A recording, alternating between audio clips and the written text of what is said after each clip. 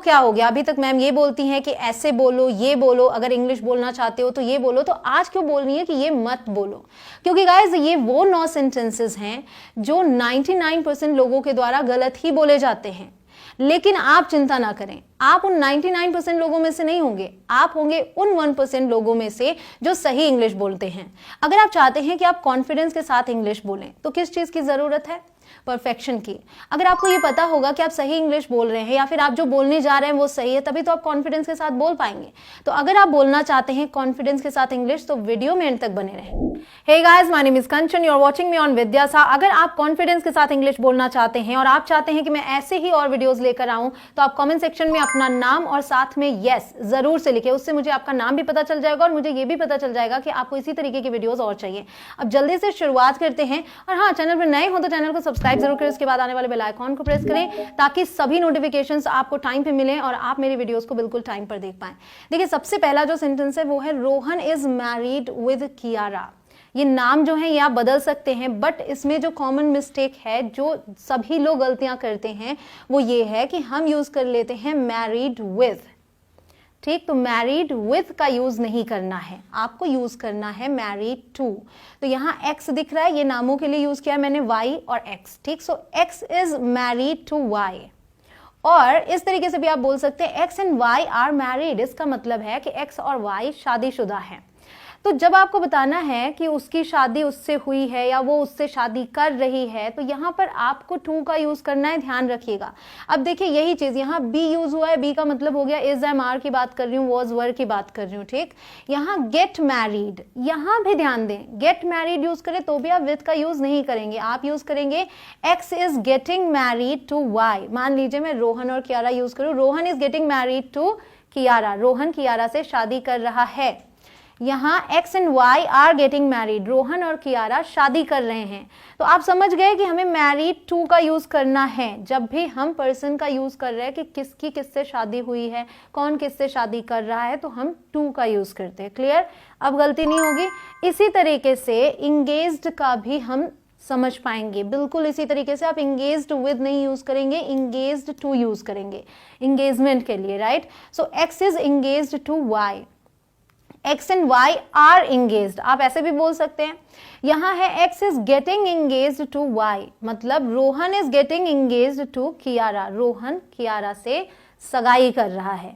Clear हो गया? तो यहां पर आप ये समझ गए कि आपको मैरिड विद नहीं यूज करना है, मैरिड टू यूज करना है, इंगेज्ड विद नहीं यूज करना है, इंगेज्ड टू यूज करना है। क्लियर हो गया? तो गेट वाले में भी यही होगा और बी वाले में भी यही होगा। अब आते हैं यहां, Rohan is divorced with Kiara. तो अब तलाक की बात करें तो तलाक में भी आप डिवोर्स्ड विद नहीं यूज करते हैं और यहां पर टू नहीं, यहां यूज होगा डिवोर्स्ड फ्रॉम। डिवोर्स्ड फ्रॉम, क्योंकि डिवोर्स का मतलब अलग होना, तो आप किसी से अलग होते हैं तो फ्रॉम का यूज करेंगे। X is divorced from Y, X and Y are divorced, मतलब एक्स और वाई तलाकशुदा हैं। X is getting divorced from Y, X Y से तलाक ले रहा है। गेटिंग डिवोर्स यहाँ पर लेना होना इसका जिक्र होता है, जैसे शादी कर रहा है। ठीक, तो गेट का यूज किया था। X and Y are getting divorced, ऐसे भी आप यूज कर सकते हैं। तो जब आप ऐसे यूज करते हैं तो यहाँ कोई प्रेपोजिशन नहीं आता, बट जब आप एक को पहले यूज करते हैं एक को बाद यूज करते हैं तो प्रेपोजिशन आता है। डिवोर्स्ड फ्रॉम यूज करेंगे। तो अभी तक तीनों गलतियों से आपने क्या सीखा कि गेट हो या बी हो, बी मतलब इज, एम, आर अगर यूज करते हैं वहां पे, सो इंगेज्ड टू यूज करेंगे न कि विद, और मैरिड टू यूज करेंगे न कि with. So engaged to, married to. ठीक, X is engaged to Y, X is getting engaged to Y. Clear? और गेट और बी हो और डिवोर्स्ड हो तो फ्रॉम का यूज करना है न कि विद का। सो डिवोर्स्ड फ्रॉम, इसकी आदत आप कैसे डालेंगे? She is getting married to him, getting married to, बार बार आपको बोलकर इसकी प्रैक्टिस कर लेनी होगी ताकि विद का यूज ना करें आप। आगे आते हैं, ये बहुत ही कॉमन मिस्टेक है, माई डॉटर इज 5 years। इतना बोलकर लोग चुप हो जाते हैं कि मेरी बेटी 5 साल की है। ये गलत है। क्यों गलत है? जब आप एज बताते हैं तो अगर आप years यूज कर रहे हैं तो साथ में ओल्ड का यूज करते हैं। एक्स इज 5 years, गलत, इस तरीके से आप नहीं बोलेंगे। आप बोलेंगे एक्स इज 5 years ओल्ड या फिर आप years भी मत यूज कीजिए, अगर आप old नहीं यूज करें तो आप ये भी मत यूज कीजिए, आप बोलिए X is 5, my daughter is 5, मतलब मेरी बेटी 5 साल की है। सो एक्सप्लेनेशन क्या है, when speaking about age in English we use the verb be is am are जो आप यूज करते हैं, उसके बाद प्लस x years old, यहाँ x नंबर के लिए, एज के नंबर के लिए 5 years old, 10 years old, ठीक है, इस तरीके से सिर्फ और सिर्फ years बोलकर मत रुकिएगा, दो तरीके आप यूज कर सकते हैं। अब इससे रिलेटेड है अगला, माई 5 years old daughter loves it।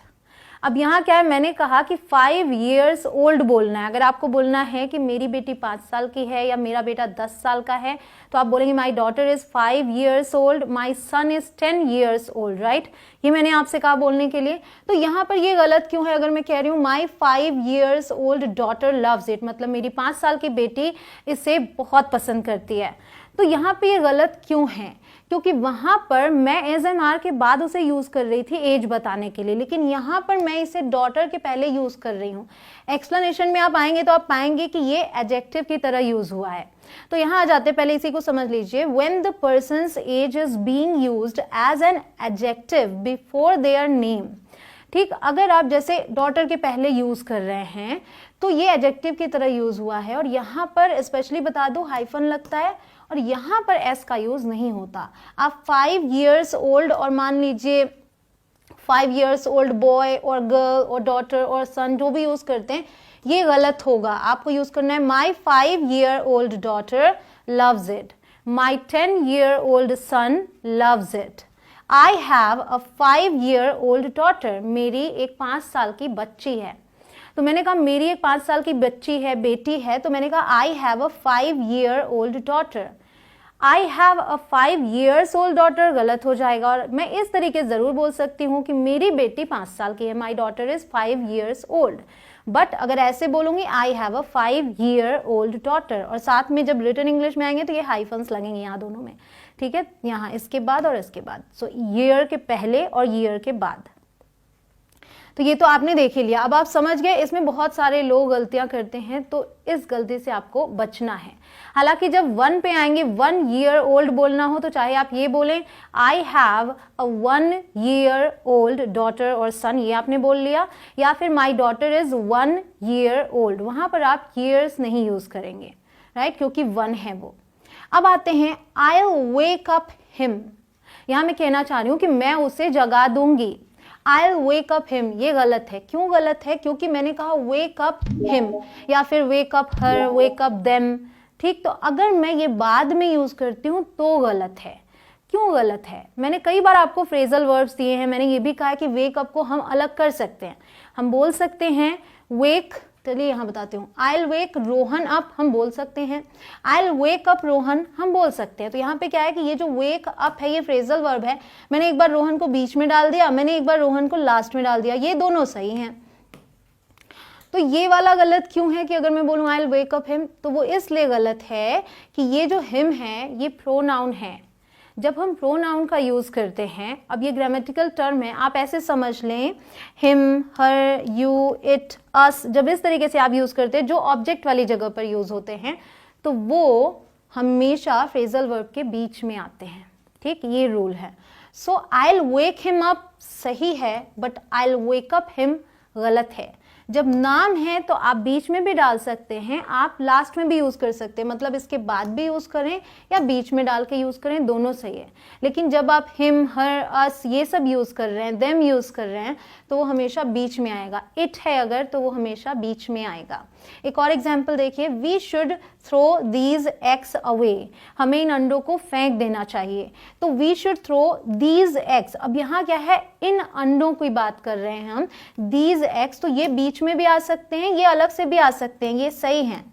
लेकिन अगर मैं यहाँ पर देम यूज करूँ इनके लिए तो मैं बोलूंगी we should throw them away. अगर मैं बोलती हूँ we should throw away them तो वो गलत हो जाएगा। तो ये आप समझ गए कि जब भी ये आएंगे the pronoun must go in the middle of the phrasal verb, इसे फ्रेजल वर्ब के बीच में आना होगा। सो अगर आपको बोलना हो इसे उठाओ तो आप पिक इट अप बोलेंगे, बट पिक अप इट नहीं बोलेंगे। पिक अप दिस बॉक्स बोल सकते हैं, पिक दिस बॉक्स अप बोल सकते हैं, बट पिक इट अप बोल सकते हैं, पिक अप इट नहीं बोल सकते। और ये एक ऐसा कॉमन मिस्टेक है जो बहुत सारे लोग करते हैं, इवन जो अच्छी इंग्लिश बोलते हैं वो भी यहाँ पर मात खा जाते हैं। तो आप ध्यान रखिएगा, आपको अच्छी इंग्लिश बोलना है। अब अगला है आई कॉट 2 फिशेस। ये क्यों गलत है? जब हम 2 बोल रहे हैं तो फिशेस क्यों नहीं बोल सकते? फिश मतलब एक मछली, फिशेस मीन्स बहुत सारी मछलियां। तो गाइज मैं आपको बता दूं कि फिश का प्लूरल फॉर्म भी फिश ही होता है। सो 2 फिशेस 3 फिशेस नहीं बोलते हम, 2 फिश 3 फिश बोलते हैं, सेवरल फिश बोलते हैं। आई कॉट 2 फिश, मैंने 2 मछलियां पकड़ी। दे कॉट सेवरल फिश, उन्होंने बहुत सारी मछलियां पकड़ी। तो फिर फिशेस क्या कोई वर्ड ही नहीं है? हम फिशेस का यूज नहीं करते? Let me tell you guys, करते हैं, लेकिन जो मोस्ट कॉमन प्लूरल फॉर्म है वो फिश है। ठीक, फिश का जो कॉमन प्लूरल फॉर्म है वो फिश है। आप एक से ज्यादा मछलियों की बात करें तो भी आप फिश का यूज करेंगे। हाउएवर फिशेस की अगर बात करें, usually refers to multiple species of fish. ठीक, अगर अलग अलग प्रजातियों की मछलियों की बात करेंगे तब हम फिशेस यूज कर सकते हैं। एग्जाम्पल आप यहाँ देख सकते हैं, and specially in scientific context. ठीक, ज्यादातर ये साइंटिफिक कॉन्टेक्स्ट में यूज होता है। जब देखिए ये एक ही जैसी मछलियां हैं, अगर मैं इसमें 2 मछलियां बोलना हो, 3 बोलना हो, 4 बोलना हो, 5 बोलना हो, मैं फिश ही यूज करूंगी। 5 फिश, 4 फिश, 3 फिश। लेकिन जब अलग अलग तरीके की मछलियों की प्रजातियों की बात करनी हो तो मैं 3 फिशेस बोल सकती हूं। तो ये तो कॉमन नहीं है, ये कॉमन है और आप याद रखें कि आपको फिश बोलना है। क्लियर? अब आगे आते हैं, he is best student in the class. ये बहुत सारे लोग बोलते हैं, ये भी गलत है। और कहाँ गलत है ये? बेस्ट स्टूडेंट, इसके पहले कुछ मिसिंग है जो कि है the. He is the best student in the class, that was the most important project. और ऐसा क्यों है? तो गाइस देखिए, विथ सुपरलेटिव एडजेक्टिव्स, ये जो सुपरलेटिव फॉर्म होता है, जैसे कि हम बोलते हैं ना गुड, बेटर, बेस्ट, तो बेस्ट क्या है? सुपरलेटिव फॉर्म है। तो सुपरलेटिव के साथ हम द का यूज करते हैं, सिर्फ बेस्ट नहीं यूज करते, हमेशा द का यूज होगा। We always use the. और ये जो फॉर्म्स है देखिए, बिगेस्ट हो गया, सो बिग, बिगर, बिगेस्ट, ये हो गया सुपरलेटिव। सबसे बड़े की जब बात करें, सबसे बड़ा, सबसे अच्छा, तो हम द का यूज करते हैं। ये फास्टेस्ट, द फास्टेस्ट, सबसे तेज, most important, the most important, सबसे महत्वपूर्ण, तो आप द का यूज यहाँ पर हमेशा करेंगे।